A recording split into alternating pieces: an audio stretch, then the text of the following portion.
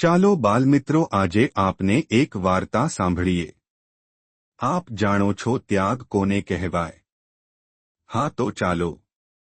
એક સમયની વાત છે જ્યારે જગતમાં ભય અને અંધકાર ફેલાયો હતો। વિશાળ, ભયાનક અને વિકરાળ દાનવ વૃત્રાસુરનો જન્મ થયો, જેનું રુદન પણ પંખીઓ અને પ્રાણીઓના મોતનું કારણ બનતું। આ દીન દુનિયા બચાવવા કોઈ પથ્થર પણ પહોળો લાગતો। દેવો પણ ડરી ગયા। ઇન્દ્રદેવ પોતે કંપી ઉઠ્યા। દેવો ભગવાન વિષ્ણુની પાસે ગયા। પ્રભુ, હવે આ દુઃખ ભરેલા ત્રણેય લોકને કોણ ઉગારશે? વિષ્ણુ ભગવાને શાંત અવાજમાં ઉત્તર આપ્યો, વૃત્રનો નાશ કેવળ એવા શસ્ત્રથી થઈ શકે જે કોઈ મહાત્યાગી પુરુષે પોતાના અસ્થિ આપીને બનાવે। દધીચી ઋષિ તપસ્યા કરે છે। તીવમાં વિષ્ણુએ ઇન્દ્રને દધીચી ઋષિનો આશ્રમ બતાવ્યો। દેવો ગયા, ઋષિને નમસ્કાર કર્યો। હે મુનિ, તમારા અસ્થિ દ્વારા ત્રણેય લોક બચી શકે। દધીચી ઋષિ આનંદથી હસે છે।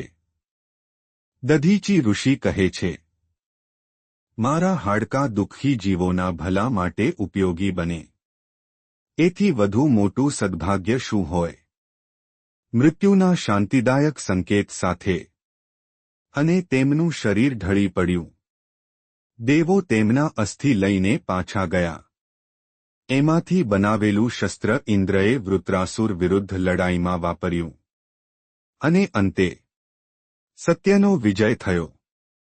આવી છે એક સાચા ત્યાગવીરના પ્રેરણાત્મક જીવનની વાત, જે પોતાના નથી તે છતાં ત્રણેય લોકના કલ્યાણ માટે પોતે પોતાને અર્પણ કરે છે।